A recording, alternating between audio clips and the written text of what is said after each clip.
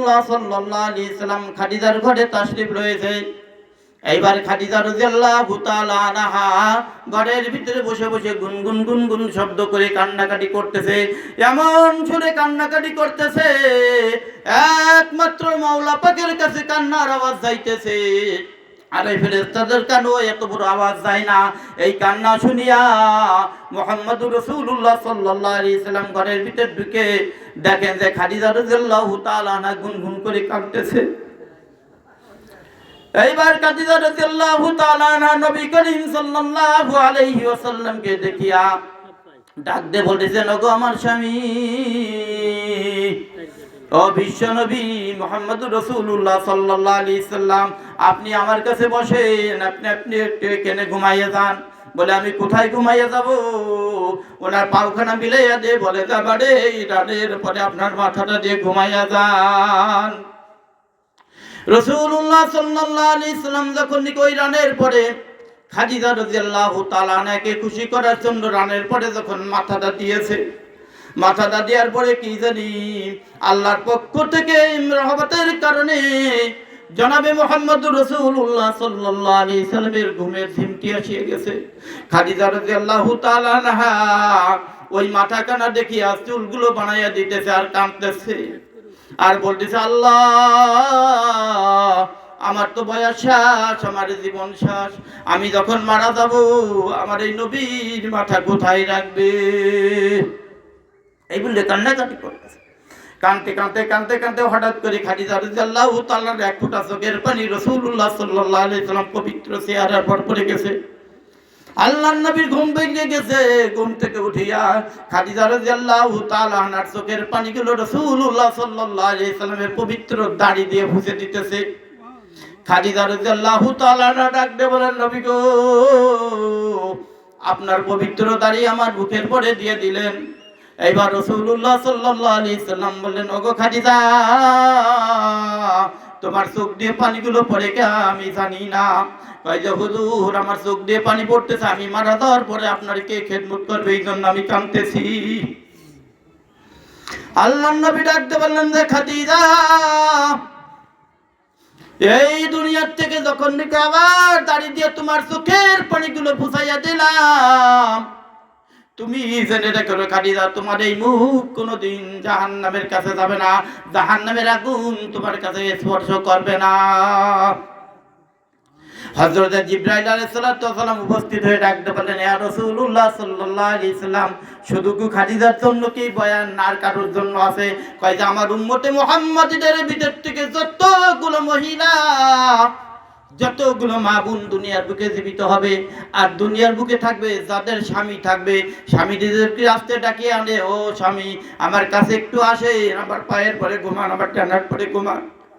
আর স্বামীর চোখের দিকে মুখের দিকে তাকাইয়া যদি কোনো মা বোন এক মুঠা চোখের পানিগুলো বেলাইয়া দিতে পারে, আর ওই স্বামীতে যদি নেক নজরে তাকাইতে পারে, আর ওই মহিলা যতগুলো গুনাহ করেছে বিনি তওবাতে আল্লাহ সমস্ত গুনাহগুলো মাফ করিয়া দেবে।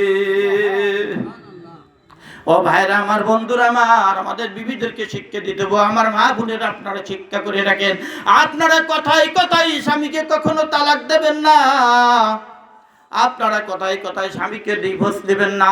দেশে কি দেশে না বর্তমানে একটা কথা হলি কি যায়, তোর ঘরে থাকবো না।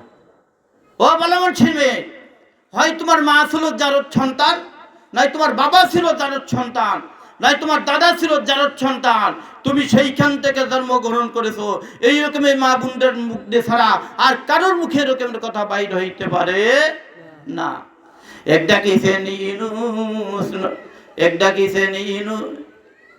ইউনূস নবী, মাছের পেটে রইলেন পরি, খোদার নামে রইলেন পরি, হজম হইলেন না, খোদা তোমায় ডাকতে জানি না, ডাকার মতন ডাকলে খোদা কেমনে শোনেন না।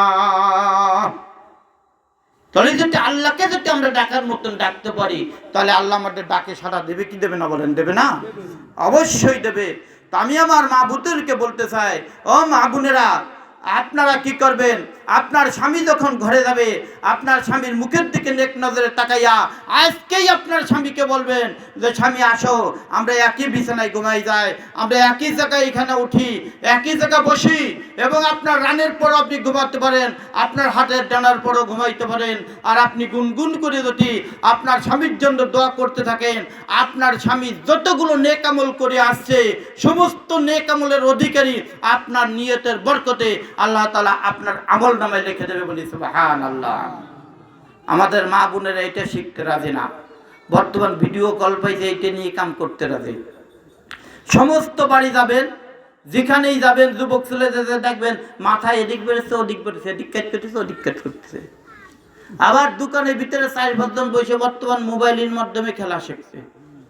যে কি যে খেলা খেলতেছে, এরা তো মরণের কথা স্মরণ করে না। যদি মরণের কথা স্মরণ করত তাহলে এদের এই খেলা কিন্তু থাকতো না।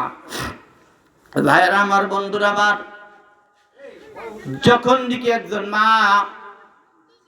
একটা সন্তানের দিকে নেক নজরে তাকাইবে, কার দিকে নেক নজরে তাকাবে? একটা সন্তানের দিকে যখন নেক নজরে তাকাইবে, ওই সন্তানের গার ভিতরে যতগুলো পশম আছে এক একটা পশমের বিনিময়ে ওই মাকে কি করা হবে? একটা গুনাহ মাফ করে দেওয়া হবে, একটা নেকি লিখে দেওয়া হবে। বলেন সুবহানাল্লাহ। আজকাল মাতে কিন্তু সন্তানের দিকে নেক নজরে তাকাইতো রাজি না। কত মা এক একটা সন্তান 3-4টে সন্তান রেখে রেখে ওই মাটা বিদায় নিয়ে চলে যাচ্ছে আর এক বাবার সাথে। যাচ্ছে কি যাচ্ছে না? যাচ্ছে না। যাওয়ার পরে কয় কি যে ওই ছেলে এ রোগ সে রোগ, এটা সেটা মিথ্যে কথা তো আমার যত আছে সব লাগায় সেখানে যাচ্ছে। যাওয়ার পরে কিছুদিন পর দেখা যায় শান্তি হয় না। আমনে কয় কি যে ও করিমির বাবা, করিমির বাবা, আমি যা ভুল করবো তো করে ফেলাইছি, তুমি আমারে নাও। বলে তোমার তো নেবো, তুমি তো হারাম হয়ে গেছো, তুমি আর একখানে বিয়ে বইছো, তোমার আমি নেবো কি করিয়া? বলে ওতে কিছু হয়নি, ওতে কিছু হয় নাই। এরকমের বাবা আর এরকমের মা আছে কিনা দুনিয়ায়? তালাশ করলে সব গ্রামের ভিতরে সব এলাকার ভিতরে পাওয়া যাবে। আমি তো আপনাদের দেশের সন্তান, আমি তো আপনাদের এলাকার মানুষ, আমি তো জানি কোথায় কি আছে না আছে। ফতোয়া নিয়ে কিন্তু আমার কাছে যায়। কিছুদিন আগে আমাদের এলাকার ভিতরে একজন যুবক ছেলে আগে একবার নিজের ওয়াইফকে তালাক দিয়েছিল 3 তালাক। কয় তালাক? 3 তালাক দেওয়ার পরে হিলা বেহানা করে টোরে মোটামুটি আনা হয়েছে, এবার দেশে 6 তালাক। আমারে ফোন দিয়ে কই যে হুজুর 6 তালাক দিছি। আমি যে শয়তান, তুই তো এবার ভালো কাজ করছিস, তোর 3 তালাকে বহু তালাক, আর 3 তালাকে তোর জোড়া হবে। তুই কেন আল্লাহর কোরআনের বিরোধিতা করলি? 6 তালাক দেওয়া জায়েজ আছে নাকি? জায়েজ নাই। আর না কিছুদিন পরে এসে কয় কি যে আপনাকে মশলা টসলা হয় না। আমি যে কে? কয় যে আমার বহু তালাকই হয়নি। বলেন নাউজুবিল্লাহ। কাকে ধরে গেছে? এমন এক বাহিনীর কাছে গেছে যারা কোরআন মানে না। কি মানে না? কোরআন মানে না যারা, তাদের কাছে গেছে। বলে তারা কারা? আপনার মতন আমার মতন আর একজন মুসলমান। তারা কোরআনের ভিতরে লেখা আছে 4টে হচ্ছে ওযুর ফরজ, আর তারা বলে কি 7টা ওযুর ফরজ। কয়টা ওযুর ফরজ? 7টা ওযুর ফরজ বলে।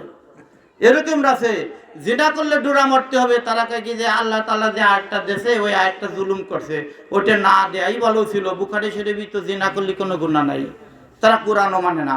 এরকম এক বাহিনী আছে এই দুনিয়ার বুকে। আপনার আমার মতন টুপি মাথায় দেবে, টুপি পরিধান করবে, আবার ওই নেটের ভিতরে দেখায় দেখায় সেই দলভুক্ত নেওয়ার জন্য চেষ্টা করবে। খবরদার, খবরদার, আমাদের কোনো যুবক ভাইরা নেট দেখে ওদিকে যাবেন না। কমপক্ষে আমাদের কাসনা দালিয়ালার মাদ্রাসা যে হুজুর আছে, এই মাদ্রাসায় যে হুজুর আছে, এদের সঙ্গে পরামর্শ না করা পর্যন্ত আপনারা আমরা এদিকে ওদিকে যাব না। ভাইরা আমার বর্ণনা ছিল অন্যদিকে, কুল্লু নাফসিন যায়িকাতুল মাউত সুম্মা ইলাইনা তুরজাউন। প্রত্যেকটা নফসের মৃত্যুর শরবত পান করিতে হবে। এটুকু যখন আসছে রাসূলুল্লাহ সাল্লাল্লাহু আলাইহি সাল্লাম এই কথাটা স্মরণ করে চুপচাপ করে আসে। টাকার পরে যখন বলছে সুম্মা ইলাইনা তুরজাউন, আল্লাহর নবী এবারে তার চোখ দিয়ে পানি আসতেছে, সাহাবীরা কাছে আসতেছে আর ডেকে ডেকে বলতেছে হযরত আলী রাদিয়াল্লাহু তাআলা আনহু, হযরত ওসমান গনি রাদিয়াল্লাহু তাআলা আনহু বলেন, ওগো ওসমান, তুমি কি বলতে পারো আমার নবী কাঁদে কেন? নবীর চোখে পানি কেন? ওসমান রাদিয়াল্লাহু তাআলা নবীর দিকে তাকাইয়া চোখ দিয়ে পানিগুলো দরদর করে ছেড়ে দিয়েছে। আবু বকর রাদিয়াল্লাহু তাআলা নুকে আলী ডাক দিন হয়েছে, আবু বকর তুমি একটু আমার কাছে আসো, আমার কানে কানে একটা সংবাদ শোনো। বলে কি শুনবো? আরে আল্লাহর নবী এখনো কাঁদে কেন? আল্লাহর নবীকে কে কষ্ট দিয়েছে একটু বলো, আমি তার গর্দান উড়াইয়া দেব। কে বলতেছে? হযরতে আলী। সে গর্দান উড়াইয়া দিতে পারে। হযরত ওমর রাদিয়াল্লাহু তাআলা এর কাছে আলী দৌড়ে গেছে। ওমর তুমি তো গেছিলা রাসূলকে হত্যা করার নিয়ত করে, তুমি মুসলমান হয়ে গেছো। ওমর আল্লাহর রহমত তোমার পরে বর্ষিত হয়েছে, আল্লাহর রহমত তোমার পরে নাযিল হয়ে গেছে। ওগো ওমর তুমি কি পারবা আমার পক্ষ থেকে একটা দূত হতে, একটা পিয়ন হইতে? বলে কি পিয়ন? বলে আমার নবীর চোখে পানি কেন, আমার নবীর কাছ থেকে শুনে আসবা। আমার নবীকে যে কষ্ট দিয়েছে, দুঃখ দিয়েছে, আমি তার গর্দান উড়াইয়া দেব।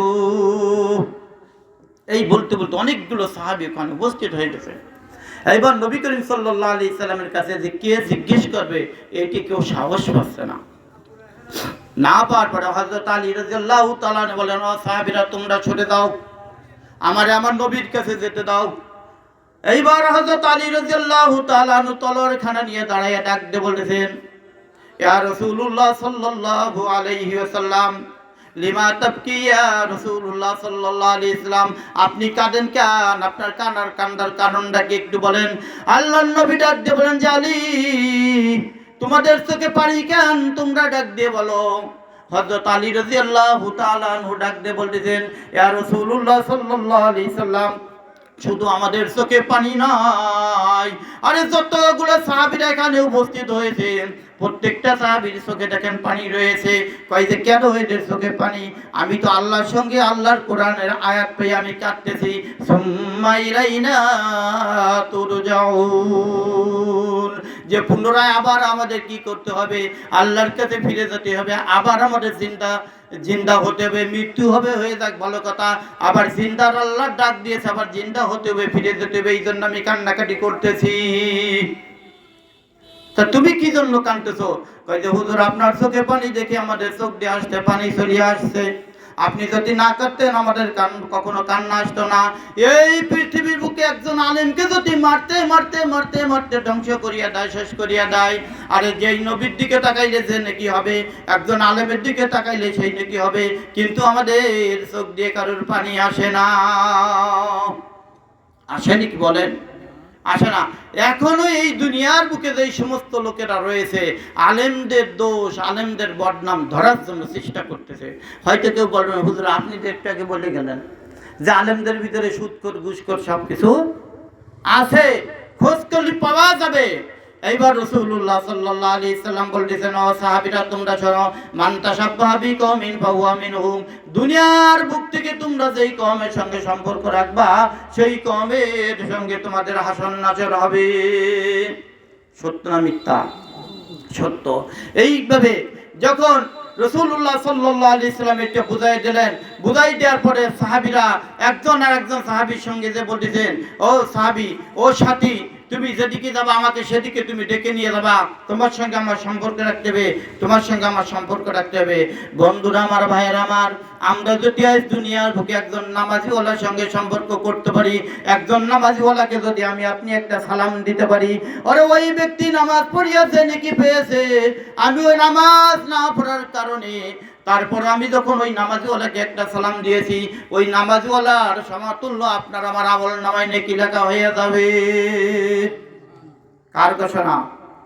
আল্লাহর নবীর ঘোষণা। আল্লাহর নবী বলতেছেন, মান তাশাব্বাহা বিকওমিন ফাহুয়া মিনহুম, যেই কওমের সঙ্গে তোমার যে সম্পর্ক থাকবে তার সঙ্গে তোমার হাসন নাসর থাকবে। আমাদের বন্ধুরা কি নামাজিওয়ালা বন্ধু না বেনামাজিওয়ালা বন্ধু? আমাদের ভিতরে বেনামাজি বন্ধু আছে না? মুশরিকদের সঙ্গে আমাদের সম্পর্ক আছে না? মুশরিকদের সঙ্গে সম্পর্ক রাখবেন, রাখেন, কিন্তু অন্তরে সম্পর্ক রাখা যাবে না। অন্তরের থেকে তাদেরকে ঘৃণা করতে হবে। আর ওই মুশরিক মার্কা মানুষ কিন্তু মুসলমানদের ভিতরে শত শত রয়েছে যারা সুদ খায়।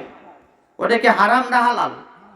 যেই নামাজের কাতারের ভিতরে একজন সুদ করেছে নামাজে দাঁড়াবে, ওই কাতারের নামাজ ধরে বাতিল হয়ে যাবে।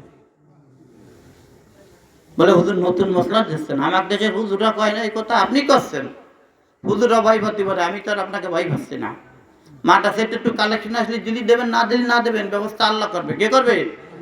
আগের দিনে যেই মুরব্বীরা ছিল, এলাকার ভিতরে একজন একটা জিনা করেছে, বউ তালাক দিয়েছে, হারামি কাজ করেছে, তারে সাজা দেশে দেশান্তরী করছে। করছে কি করছে না?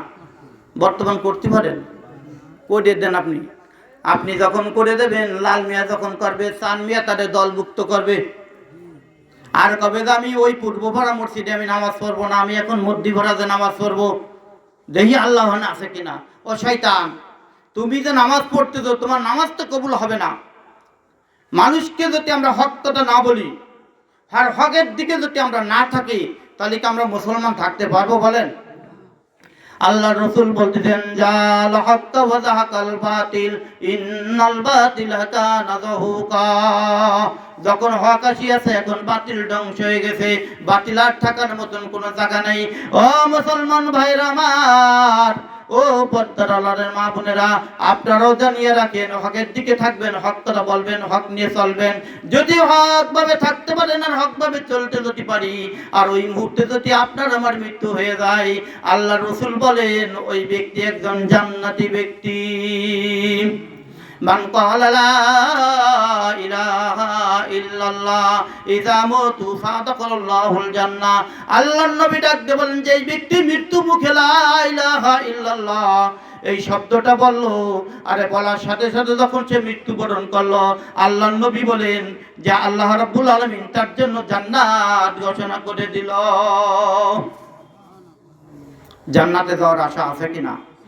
যদি থাকে তাহলে হক কথা বলতে হবে কিনা? হকের পিছনে আমাদের থাকতে হবে, হক কথা আমাদের বলতে হবে। আমার বয়ান ছিল কোথায় বলেন? মৃত্যুর দিকে। কোথায় ছিল? মৃত্যুর দিকে আমার বর্ণনা ছিল, ইযা মাতা রাজুলুন আনকাতা আমালুহু ইল্লা বিসালাসাতিন আও বিসাদকাই জারিয়াতিন আও ওয়ালাদিন সালিহিন। মানুষ যখন ইন্তেকাল করে, আমরা এই ওয়াজটা কিন্তু একজন মারা গেলে লাশ সামনে রেখে বলার জন্য পাগল। মানুষ যখন ইন্তেকাল করে, ইন্তেকাল করার সাথে সাথে সমস্ত নেক আমলের দরজা বন্ধ হয়ে যায়। তিনটে নেক আমলের দরজা খোলা থাকে। কয়টা? তিনটা। একটা হলো নেক সন্তান দুনিয়ার বুকে রাখা, আর একটা হচ্ছে কি নিজে ইলমে দ্বীন শিক্ষা করা, অপরকে শিক্ষা দেওয়া, আর একটা হচ্ছে সদকায়ে জারিয়া। সদকায়ে জারিয়া কি? মসজিদ করে দেওয়া, মাদ্রাসা করে দেওয়া, একটা গোরস্থান করে দেওয়া। ধর্মীয় কাজে দান খয়রাত করা, যেই ধর্মীয় কাজের ভিতরে আল্লাহ এবং আল্লাহ রসুলকে চেনা যাবে। তাই বলে যে আপনার ওই ধর্মীয় হবে গাজী গান, আপনার ওই ধর্মীয় হবে অমুক জারি গান, আপনার ওই ধর্মের ভিতরে এই গান সেই গান, কুল্লু গিনাইনা হারামুন, সমস্ত গানগুলো কিন্তু হারাম। সমস্ত গানগুলো কি বলেন? হারাম। ওই ধর্মের ভিতরে দেওয়া যাবে না। এক শ্রেণীর লোক আছে কইলে গাজী গান খুব বাড়ি ভালো। গাজী গান যদি ভালোই হতো, তাহলে ওই গাজী গানের কিতাব মাদ্রাসার ভিতরে পড়াতো কি পড়াতো না? বলেন, পড়াতো না?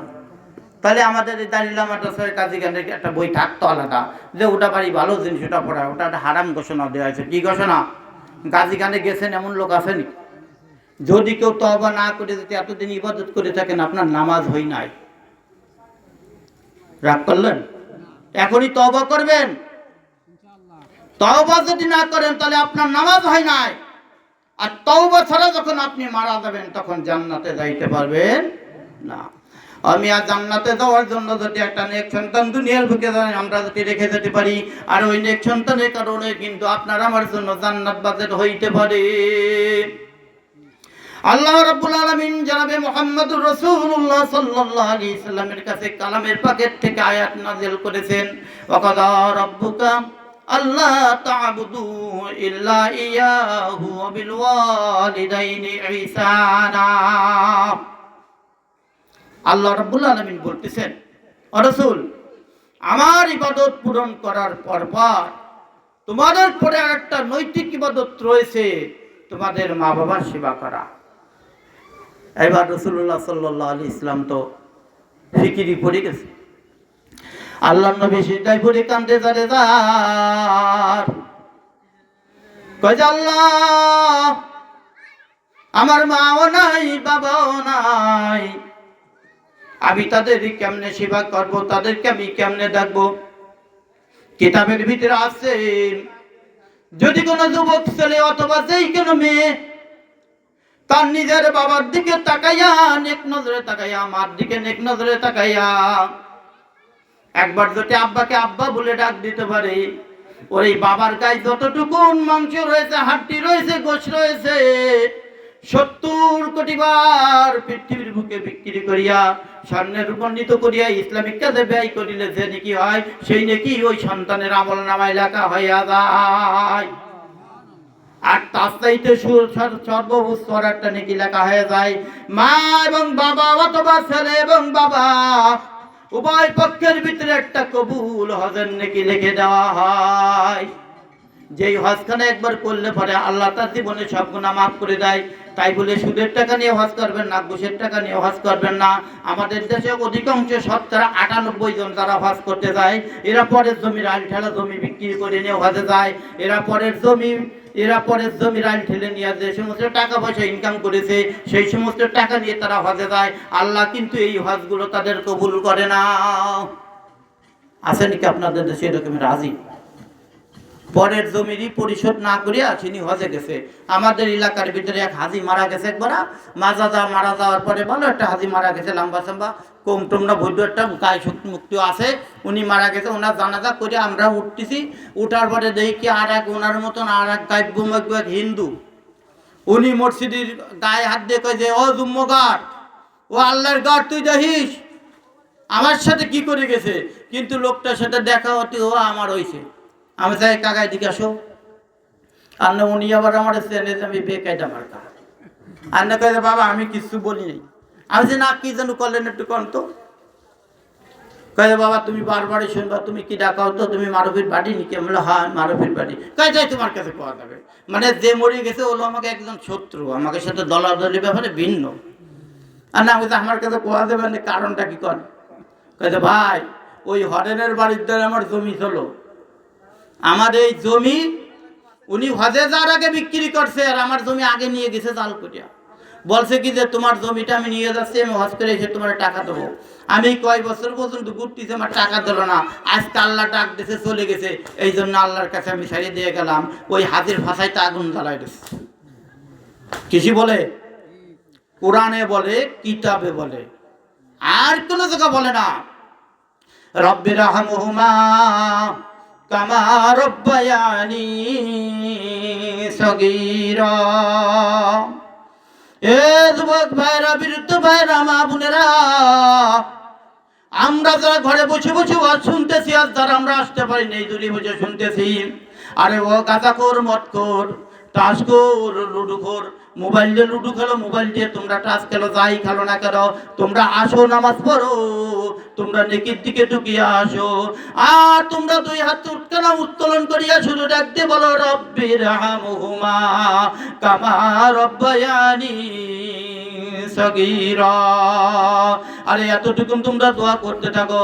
তোমাদের চোখের পানি যখন দিকে একটু চোখ দিয়ে বাইর হইয়া চোখের গুড়ার ভিতরে আসবে, আল্লাহ রাব্বুল আলামিন ডাক দিয়ে বলেন, সর্বপ্রথম আমি আমার ওই বান্দার গুনাহ আমি মাফ করে দিলাম। এইবার ফেরেশতাকে ডাক দিয়ে বলো, ফেরেশতারা আমার বান্দা যার জন্য দোয়া করে তার গুনাহ তোমরা মাফ করিয়ে দাও। এই কার জন্য দোয়া করতেছে? মা এবং বাবার জন্য দোয়া করতেছে, তাদের গুনাহ মাফ করিয়ে দাও।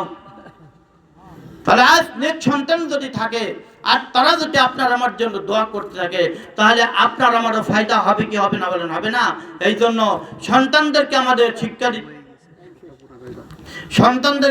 শিক্ষা দিতে হবে যে এই সন্তান,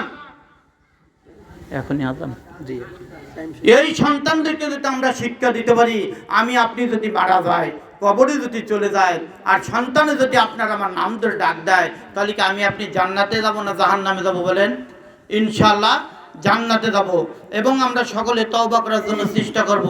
যে যেখানে ফাঁকি দিয়েছেন, যে যেখানে টাকা পয়সা পাবে, যারটা মারি দূরে খাইছেন এতদিন পর্যন্ত, ওই বাংলাদেশ স্বাধীন সহ হিন্দু কীর্তন উঠে যারা খাইছেন, তওবা না করা পর্যন্ত ওর একটাও বেচতে যাবে না।